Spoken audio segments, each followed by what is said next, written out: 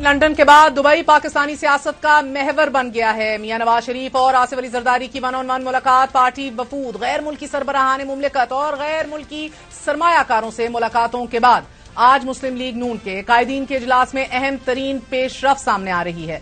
मुस्तकबिल की सियासी हिकमत अमली पर सेर हासिल मुशावरत, नवाज शरीफ की वापसी के लिए सियासी और कानूनी अमूर पर हिकमत अमली तय कर ली गई है। नवाज शरीफ ने पार्टी को इंतखाबी मुहिम शुरू करने, इंतखाबी मंशूर के लिए कमेटी बनाने, इंतखाबी बयानी में नौजवानों को माइल करने और मुखालिफ सियासी जमात की सियासी पॉलिसियों को हदफ तनकीद बनाने की हदायत जारी कर दी हैं।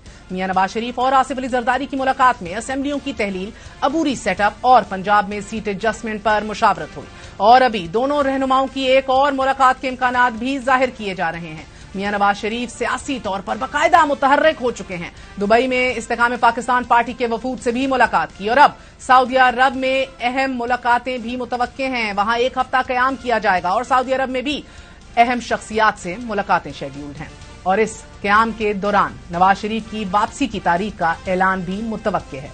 पाकिस्तानी तारीख में अमूमन ये ख्याल किया जाता है कि निगरान सेटअप में कानून को मतलूब मुल्जिमान को रिलीफ मुयस्सर आ जाता है। 9 मई के वाकयात के बाद सियासत को मिलने वाली नई जहत ने मियां नवाज शरीफ की वापसी के रास्ते हमवार कर दिए हैं और अब मियां साहब एक बार फिर मुल्क को मुआशी भंवर से निकालने के नारे के साथ सियासी मैदान में उतरने को बेताब हैं। तारीख के इस नाजुक मोड़ पर एक साबिक वजीर आजम को वतन वापस लाने के लिए हुकूमती मशीनरी पूरी तरह मुतहर्रिक है तो एक और साबिक वजीर आजम को सिस्टम से बाहर करने के लिए उनके दरीना और काबिल एतमाद साथी वादमाब गवाह बनने के लिए तैयार होते चले जा रहे हैं। साबिक वजीर आजम और चेयरमैन पीटीआई के काबिल एतमाद साथी परवेज खटक को पार्टी से निकालने का फैसला कर लिया गया है। परवेज खटक ने पार्टी ओहदों से इस्तीफे के बाद 9 मई के वाकयात की जिम्मेदारी पार्टी चेयरमैन पर डाली है और दावा किया है कि 9 मई मुनज़्ज़म मंसूबा था। हालांकि यही परवेज खटक साहब हैं जो पार्टी के तमाम फैसलों में खुद शरीक रहे हैं। अहम तरीन बैठकें जो चेयरमैन तहरीक इंसाफ के साथ होती या बैकग्राउंड ब्रीफिंग्स जर्नलिस्ट को दी जाती, उसमें परवेज खटक साहब मौजूद रहते थे। पार्टी की सीनियर लीडरशिप के फैसलों में परवेज खटक सफ़े अव्वल में रहे। तहरीक इंसाफ ने परवेज खटक के इन इल्जामात को बेबुनियाद करार देते हुए शो कॉज नोटिस जारी किया है, मगर परवेज खटक ने बहरहाल इस शो कॉज नोटिस का जवाब देना भी गवारा नहीं किया और अब जराए बता रहे हैं कि साबिक वजीर आला परवेज खटक 30 से ज्यादा अरकान असेंबली का अपना ग्रुप बना रहे हैं। इस सिलसिले में उन्होंने इस्लामाबाद और खैबर पख्तूनख्वा में कई अहम तरीन शख्सियात से मुलाकातें भी की हैं। तहरीक इंसाफ से अलहदगी के बाद परवेज खटक ने पीपल्स पार्टी में शमूलियत के लिए भी राब्ते किए, मगर उनकी पीपल्स पार्टी से बात किसी नतीजे पर ना पहुंच सकी और जहांगीर खान तरीन साहब पिछले 1 महीने से दावेदार हैं कि अपना पॉलिटिकल वजन और position of strength of negotiation के अंदर आने के लिए परवेज खटक अपना ग्रुप मुतहर्रिक कर रहे हैं, बना रहे हैं और उसके बाद बिल आखिर जहांगीर खान तरीन के साथ ही शाना बशाना खड़े होंगे। अब परवेज खटक एक तगड़े सियासी ग्रुप की सूरत सियासी मैदान में उतरेंगे, लेकिन परवेज खटक अगले 15 दिनों में बताया जा रहा है बाज़ाब्ता ऐलान करेंगे। नाज़रीन, परवेज खटक तहरीक इंसाफ के सीनियर तरीन कायदीन में शामिल थे। उन्होंने 2012 में तहरीक इंसाफ में शमूलियत इख्तियार की और इससे पहले पाकिस्तान पीपल्स पार्टी और पीपल्स पार्टी शेरपा ग्रुप में रहे। 5 मरतबा सूबाई असेंबली और 1 बार कौमी असेंबली के रुकन रहे।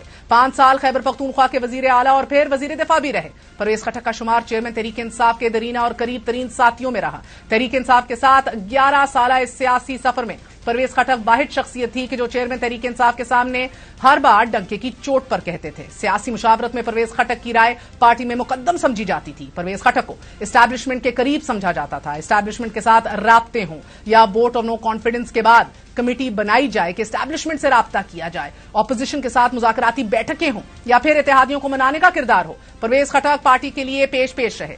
तहरीक इंसाफ की कामयाबी में परवेज खटक की सियासी मैनेजमेंट को भी क्रेडिट दिया जाता रहा। 2013 में खैबर पख्तूनख्वा में पीटीआई की हुकूमत के कयाम में परवेज खटक का अहम किरदार रहा। इस मखलूत हुकूमत को रेजर शार्प अक्सरियत हासिल रही, लेकिन परवेज खटक ने 5 साल पूरे किए, पार्टी की अक्सरियत में इजाफा किया। वाज़ेह अक्सरियत न होने के बावजूद परवेज खटक ने आजाद अरकान को पार्टी में शामिल किया। आफ्ताब शेरबो की कौमी वतन पार्टी और जमात इस्लामी को भी साथ मिलाकर सूबाई हुकूमत को मुस्तहकम किया। खैबर पख्तूनख्वा की सियासत में परवेज खटक का बहुत बड़ा हाथ रहा है।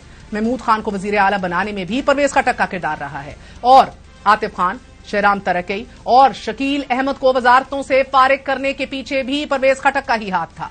उस वक्त के ये तीनों सूबाई वजीर ओहदों पर न रहने के बावजूद आज भी पार्टी के साथ खड़े हैं, मगर परवेज खटक पार्टी को खैराबाद कह चुके हैं। पार्टी चेयरमैन को अपने इस दरीना दोस्त पर इतना एतमाद था कि गिरफ्तारी की सूरत में पार्टी अमूर की जिम्मेदारी शाह महमूद कुरैशी, परवेज खटक और असद उमर को सौंपी। पार्टी के अंदर तगड़ा सियासी वजन रखने वाले परवेज खटक वजीर आला भी बने, पीटीआई के टिकट पर वजीर दिफा भी बने और अपने खानदान के 1 दर्जन के करीब लोगों को पार्टी के टिकट भी दिलवाए। तो भी ये पार्टी चेयरमैन के एतमाद का नतीजा कहलाते थे। मगर इकदार के लिए नहीं, इक्तदार की सियासत के लिए क्या अजब है कि कल के ये 2 दरीना दोस्त आज दुश्मन बने बैठे हैं और कल के 2 सियासी दुश्मन दुबई में बैठकर मुल्क की तकदीर बदलने के ख्वाहां हैं।